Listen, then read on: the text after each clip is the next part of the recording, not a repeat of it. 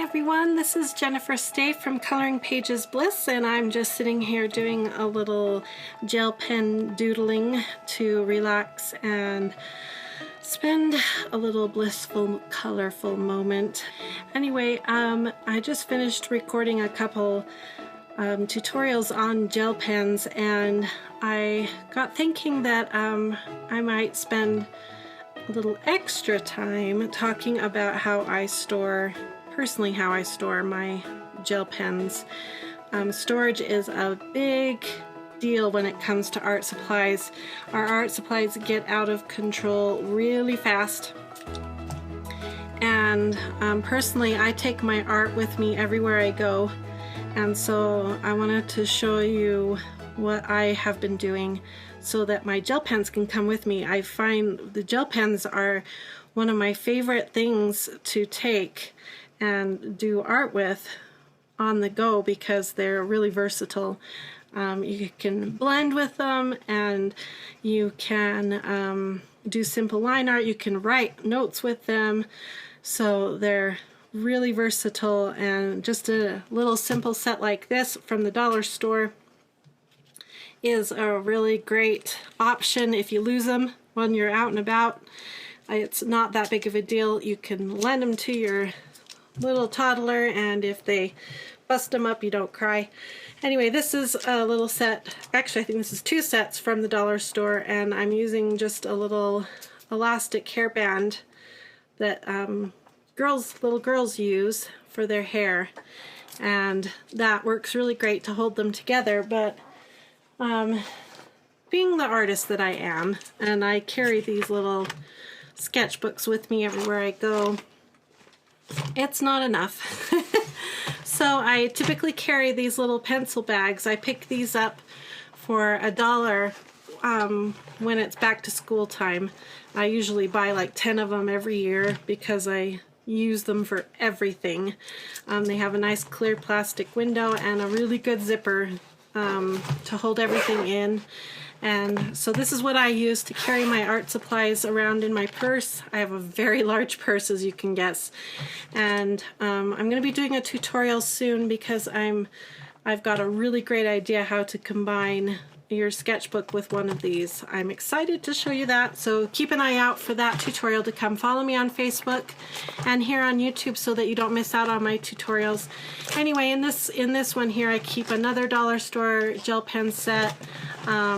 Currently I have a set of Bic pens that I'm playing around with blending, and just some regular Sharpies and pencils and erasers and things for doing some drawings if I get some ideas, or taking notes during church meetings or at other events and meetings that I attend and go to. So that's my current organizing and storing of the gel pens for on the go, just for, you know, heading to church or to doctor's appointments or sporting events with my boys.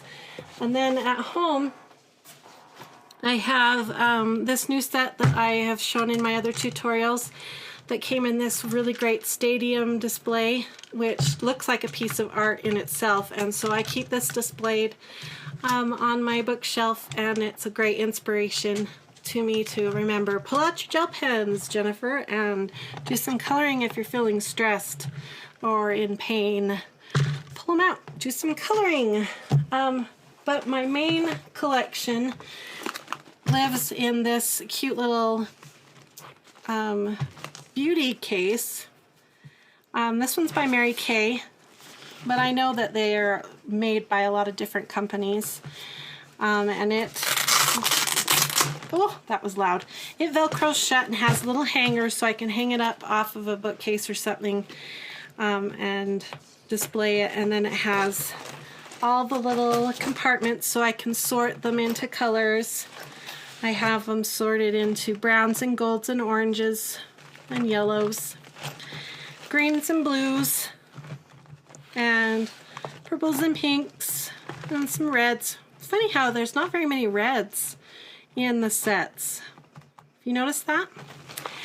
And then this is the silvers and blacks and whites. Again, whites they just don't come in sets. And then I keep in this set because there's not many that come in sets in this compartment.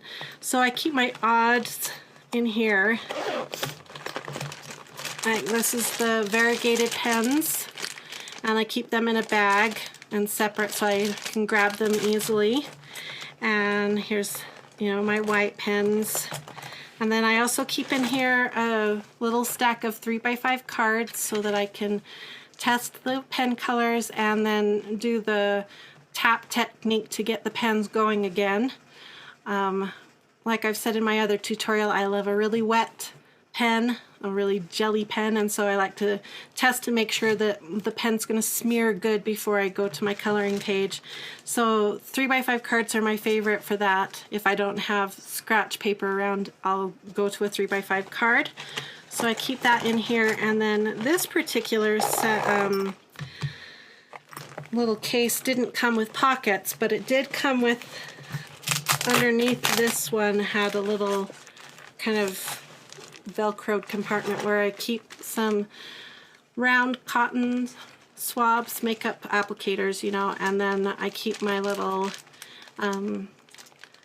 cotton swabs that have the smashed and the pointed tips for blending if I don't want to use my fingers, which I don't care. I use my fingers all the time. I love it when my hands look like I've been doing art. Makes me feel satisfied and happy. I love looking down and finding colors on my hands. It makes me really, really happy. I'm all about the Bliss. That's the name. And like we've discussed before, storage of gel pens is kind of a debatable issue. And whether you should store vertically or horizontally, that's debatable. And all the research I've seen says it doesn't really matter. Because the tube inside the gel pen is sealed by the manufacturer. They put it under pressure so that all the gel gets pushed down towards the tip, and then they plug it on this end with this cap, and then the cap itself has that fancy little plastic end in there, and it has a little roller ball inside, and together it seals it all shut. Make sure it clicks when you put that lid on. And so it doesn't really matter whether you store it vertically or horizontally, or even tip down. It doesn't really matter. What does matter is that you don't bang these around or drop them, because that will create bubbles inside your tube, inside the sealed tube. And so that's what I've learned so far. If you have other things you've learned, I'd love to hear it, because I want to make sure, I'm always making sure I'm storing my art tools correctly, because you know, we all invest a lot of time and money in our art tools, and we want to make sure they last as long as possible, and when we reach for them, we want them to be working the best possible. So let me know if you've learned something different than that. I would love to know. Please follow me on Facebook and follow me here on YouTube. I'm posting videos all the time, and my art is on coloringpagesbliss.com. I have lots of free coloring pages and other kinds of art available there. And you can follow me and see the different techniques and tips I use with my coloring. And thanks again for watching, and have a great and colorful day. Get those hands dirty.